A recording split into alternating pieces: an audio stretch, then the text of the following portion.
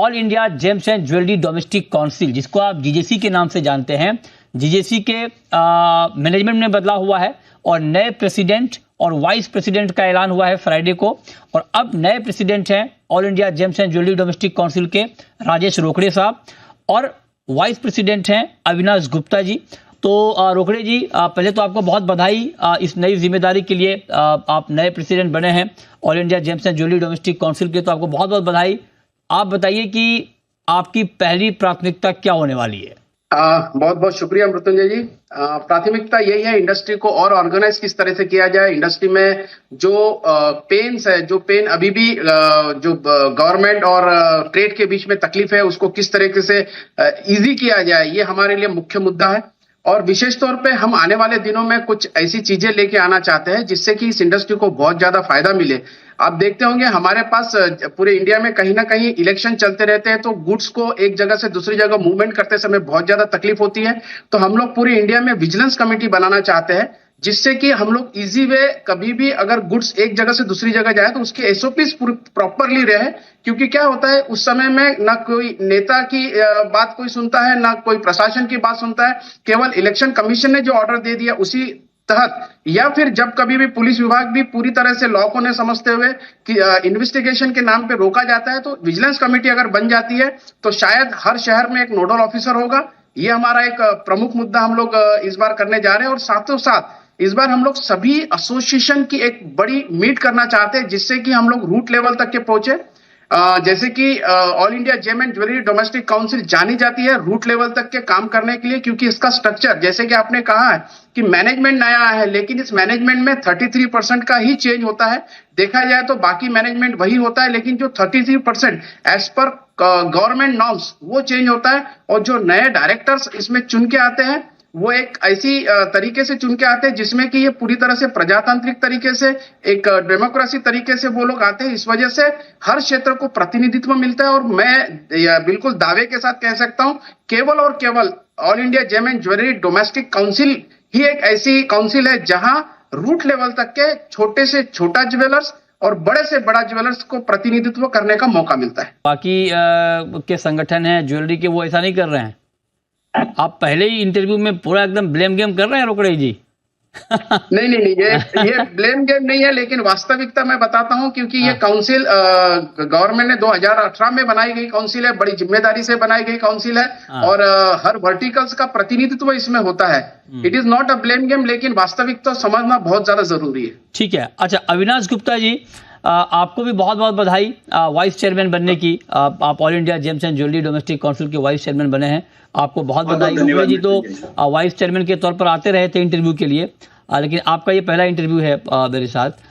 तो आप बताइए, क्योंकि अब आप दोनों की युगल जोड़ी है, तो क्या करेंगे आप अपनी इंडस्ट्री के लिए, ज्वेलरी इंडस्ट्री के लिए क्या कुछ नया करेंगे अविनाश जी? बहुत बहुत धन्यवाद Mrityunjay ji for wishing me for the vice chairman as well as my first interview with you. और जैसे अभी राजेश भाई ने बताया कि हमारे सर पे बहुत बड़ी जिम्मेदारी है ऑर्गेनाइज करने की हमारी जेम एंड ज्वेलरी इंडस्ट्री को और बेहतर तरीके से। और इसके लिए हम दोनों का रोल यही रहेगा कि सबसे पहले हम लोग जो ब्रिज के लिए एक काउंसिल ये बनी हुई है बिटवीन ट्रेड एंड गवर्नमेंट, उसको और स्ट्रांगली हम लोग रिप्रेजेंट करेंगे। और गोल्ड मोनेटाइजेशन स्कीम जो कि बहुत ही इंपॉर्टेंट स्कीम है, उसके ऊपर और ईएमआई के लिए हम लोग का बहुत ज्यादा जोर रहेगा इस बार सरकार के साथ में ये ब्रिज को गैप करने का, क्योंकि बहुत ज्यादा इंपॉर्टेंट चेंज ला सकता है ईएमआई और गोल्ड मोनेटाइजेशन स्कीम को एक्टिवेट करने में। तो हमारा फर्स्ट रोल यही रहेगा कि हम लोग जीएमएस और ईएमआई के ऊपर वर्क करेंगे सरकार के साथ में। आप रोकड़े जी, चूंकि आप उस वक्त में चेयरमैन बने हैं जब बजट के कुछ ही दिन बचे हैं, है ना? अब आप बताइए कि इंपोर्ट ड्यूटी पर आप लोगों की डिमांड क्या है? इस बजट में क्या कुछ उसमें बदलाव होने चाहिए? अगर होने चाहिए तो क्या बदलाव होने चाहिए? देखिए, इंपोर्ट ड्यूटी जैसी कम हुआ तो सब लीजिमेंट तरीके से बिजनेस होना शुरू हुआ, अक्रॉस द बॉर्डर स्मगलिंग बंद हो गई। ये एक बड़ा चेंज हमने देखा है। जो कुछ भी गोल्ड इंडिया में आ रहा है वो लीजिमेंट तरीके से आ रहा है, प्रॉपर ड्यूटी भर के आ रहा है, टैक्स भर के आ रहा है। उससे गवर्नमेंट के पास जो लॉस होता था वो पूरी तरह से खत्म हो गया।